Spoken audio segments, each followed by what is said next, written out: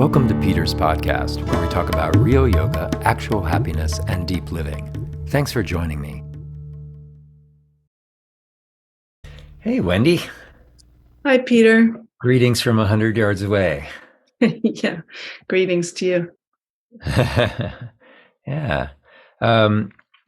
So we're here for a very specific purpose today to talk about our upcoming day retreats made possible by Ascend Center and Collective in Cold Spring in New York.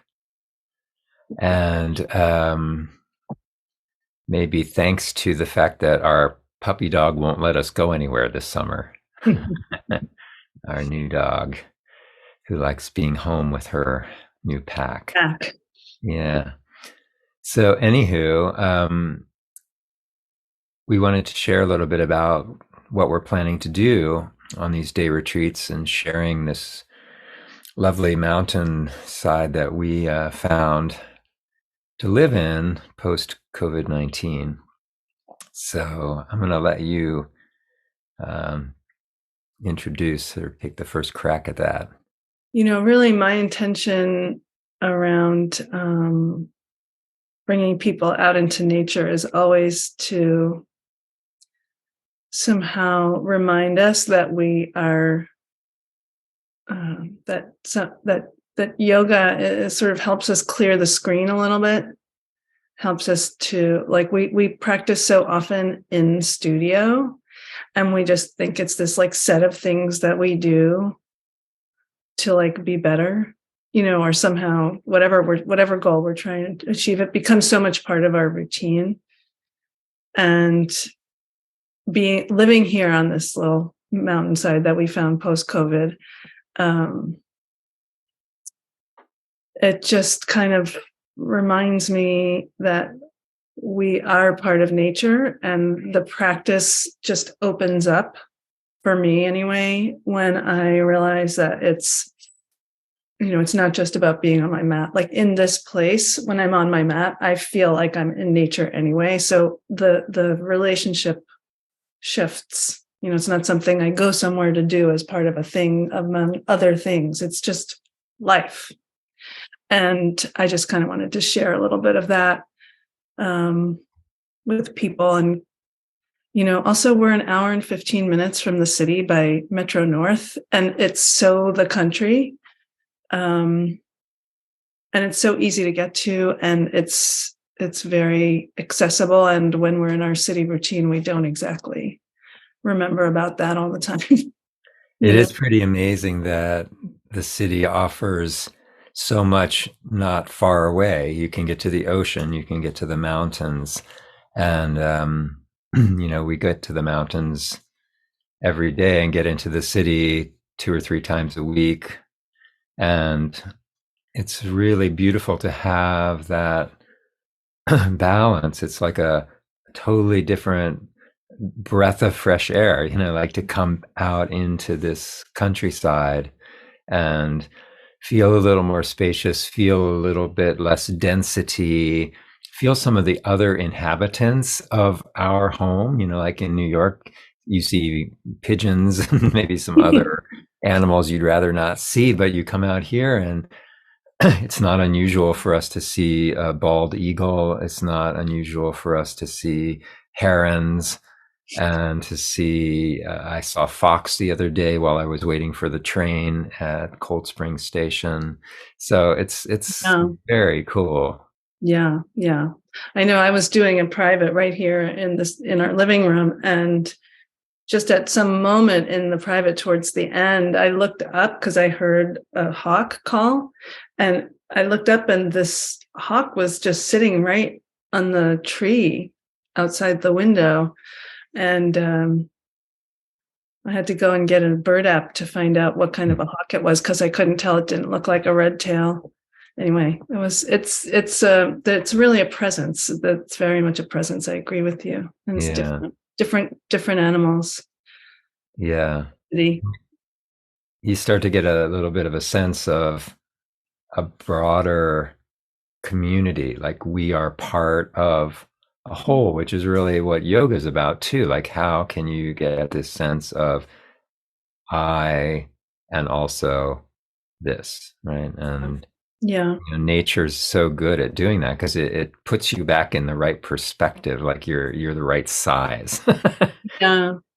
There's also something about the senses and the elements that like it just punches that aspect of the practice to the foreground, because it's even just watching the seasons change. We're so our sensory perception adjusts and shifts all the time to those stimuli, and it gives such an opportunity to do the practices around noticing how you're taking in all of that information, and noticing the part of you that is taking in that information, and the part of you that's like sorting it and kind of getting stuck on one picture or another picture. And it's such a great it sort of it kind of happens naturally, but you can make use of it as practice to go out and be in your olfactory sense, and then that becomes a way to get some space from the fact that it's just sensory information coming in, or to be in your visual, or to be in your oral. And so I just think it's and then it makes the actual practices that focus on the elements so much more alive when you do them as part of an outer and an inner, right? A more gross and a more subtle in one fell swoop, Right. Yeah. Because otherwise it can become abstract, and it's not abstract. It's It's not abstract at all. three-dimensional. Right. Right. And it's very easy for it to become abstract when we live in this environment, a built environment that has us very intellectual. Yeah.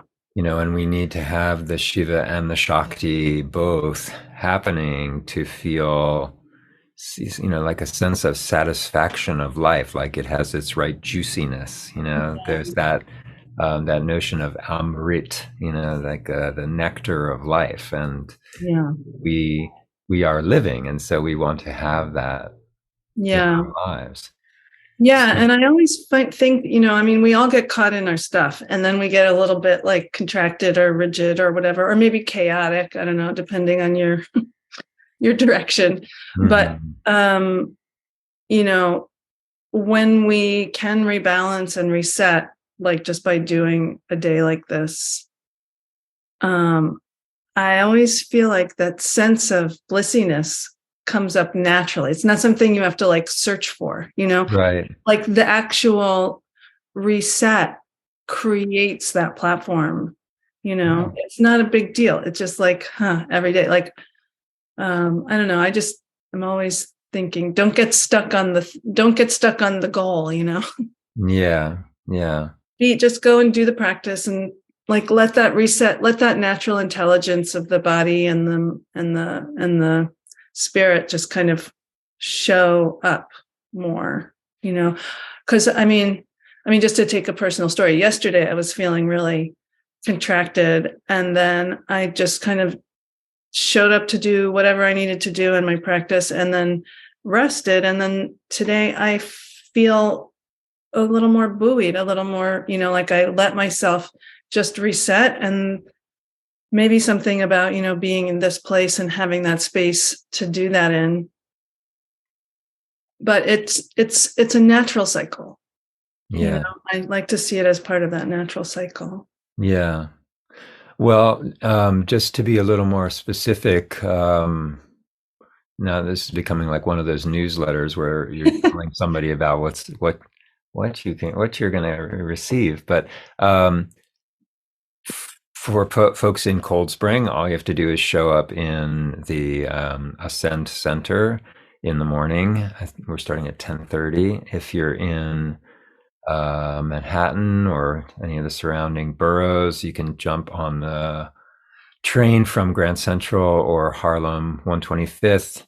And we picked a time for start that made it pretty easy start Yeah. I train. think it's the train that arrives around 10:15, and it's a quick walk over to the center from the train, literally like 3 blocks, 2 blocks. Yeah, and then we're going to do a practice, a satsang, a meditation, an asana practice, and then have a break for lunch, and you get to like explore the town of Cold Spring, or the village as they call it, which is very, very charming, Hmm. and have some lunch, and then to come back and do a practice in nature. There are a lot of trails that are nearby. The one we're going to do for the June 2nd event is very flat, and it's right along the Hudson wetlands here, and goes through a historic site that was Yeah. related to West Point.